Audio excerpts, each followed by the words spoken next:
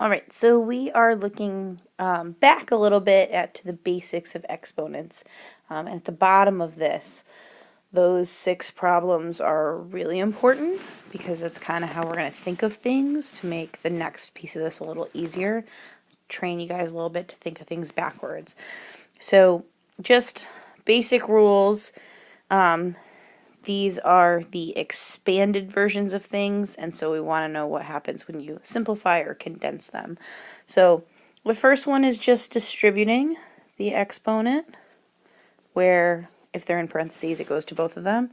Same exact thing with the second one, it's just that it's division. The third one, you're saying that you have x to the n m amount of times, so you're going to take these and you're going to multiply them together, where in the fourth one, that's the one that you add them together. Okay?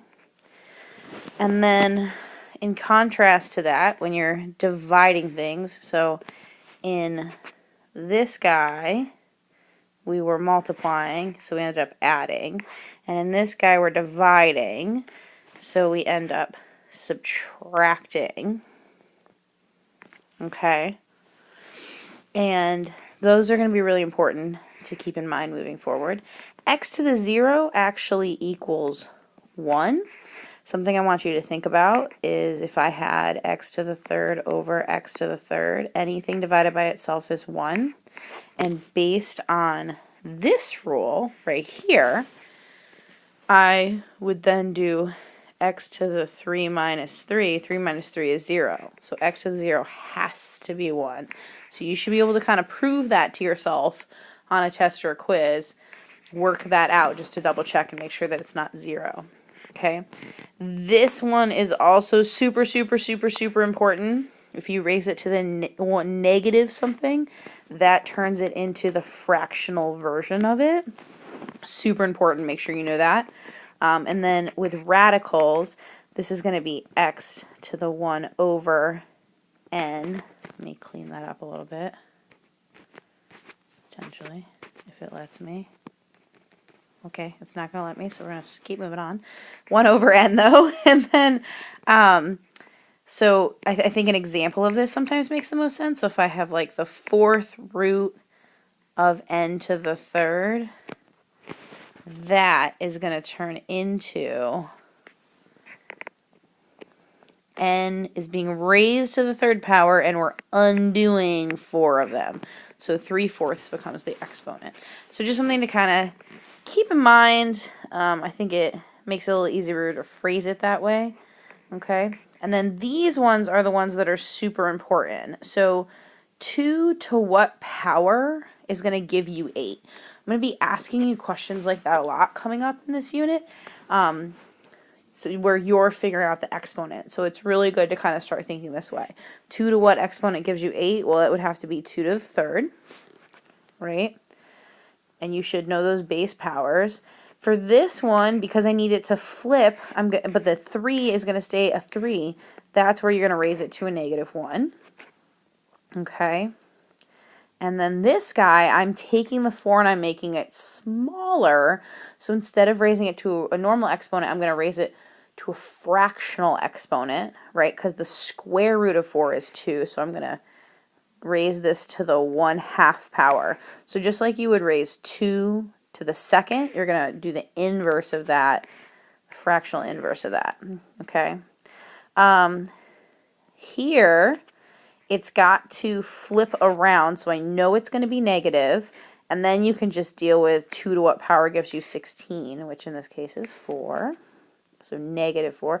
And you can check these in your calculator. You can raise 2 to the -4. It'll give you 1/16. So you can, if you don't want to blindly agree with me, you don't have to. And this one, again, it's fractional, so I have to raise it to a negative power. And then 5 to what power gives me 125? That is the 3rd. Okay, and then our last one here, I'm flipping it over so it has to be negative, and then I'm going from 81 to 3, so I know it's going to be fractional. By the way, it doesn't always have to have 1 in the numerator. It gets kind of interesting. So I can really kind of think of 3 to what power gives me 81, and that's 3 to the 4th. So 81 will be to the 1/4. And since it's 1/3, it'll be negative 1/4. Okay? So there's just some basic review practice to do after this. Okay? And feel free to always email me with any questions you have if I am not in class while you are doing this.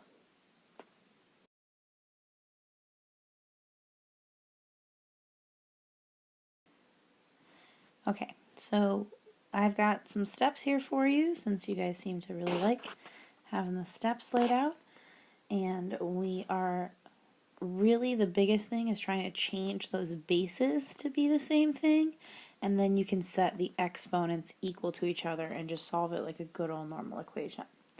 Okay, so for this first one, if you want to set the bases to the same thing, pick which one you're going to change. So in this case, I'm going to change 1/5 into 5. So I'm going to keep this guy as 5 to the x plus 1, and I'm going to change 1/5 into 5 to some exponent. And to make them equal to each other, it would have to be 5 to the negative 1. And then we include that x plus 2. And since 5 and 5 are now the same, I can take my exponents of x plus 1 and set it equal to my exponent of negative 1 times the quantity x plus 2. And then I'm just down to a good old normal equation that you've been solving for years. Hopefully you feel comfortable doing. Distribute the negative 1 to both pieces and solve from there. Not too shabby at all. Okay, so this becomes a 2x plus 1 equals a negative 2. And then we can subtract the 1 over, and we end up with 2x equals negative 3. So when you divide by the 2, you get that x equals negative 3 halves. Okay?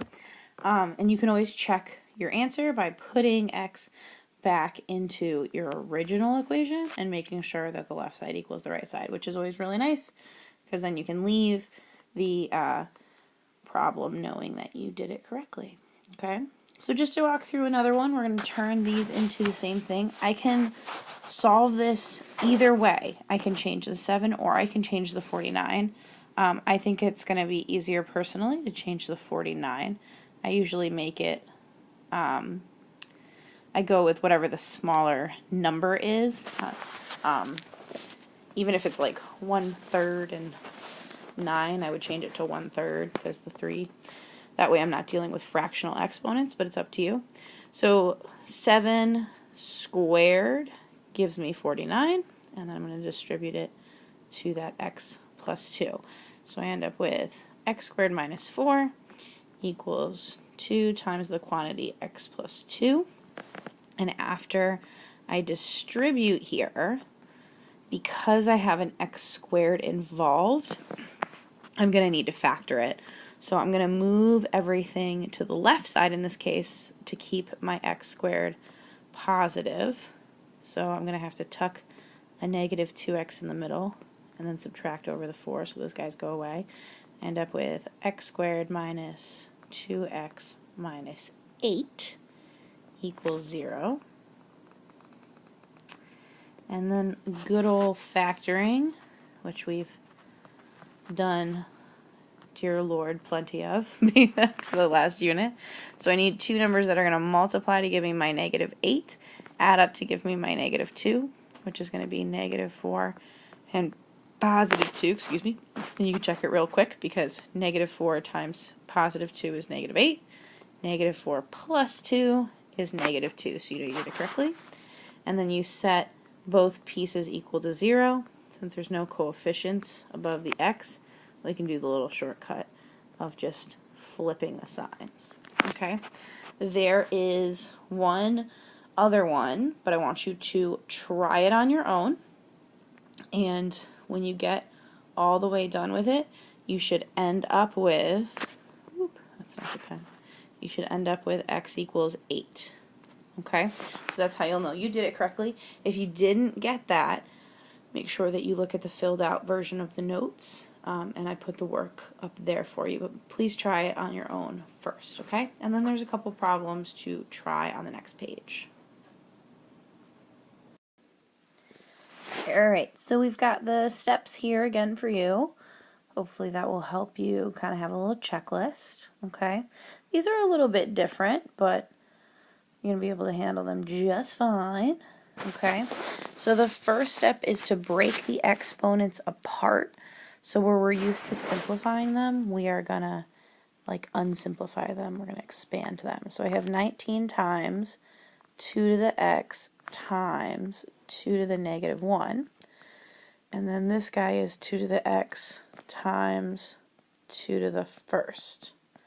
And that equals 15. Okay? So these are little multiplication signs in the middle here. Okay? And then once you have that, you end up having this greatest common factor here of 2 to the x. So we can factor out 2 to the x. And that's going to leave me with 19 times 2 to the negative 1 minus 2 to the first is just 2. And that gives me 15. Okay? So then we're going to simplify what's inside of this piece. So I'm just going to bring down this 2 to the x.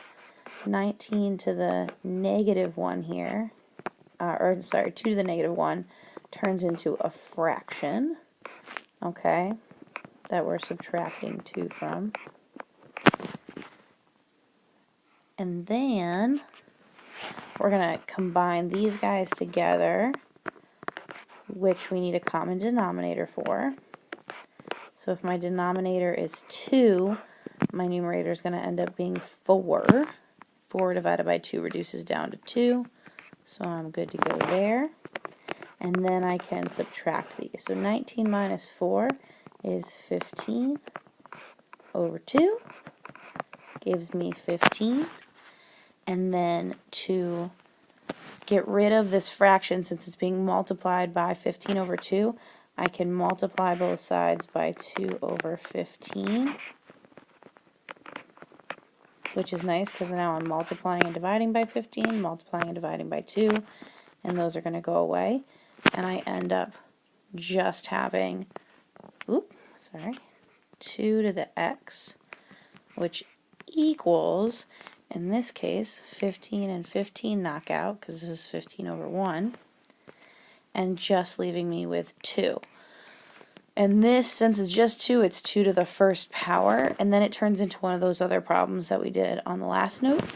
So I can just set the exponents equal to each other, which in this case is just x equals 1, and you are good to go. So go ahead and try the problems on the next page. You can cross off number 3 because it's exactly the same as the example, unless you want to try it again for funsies.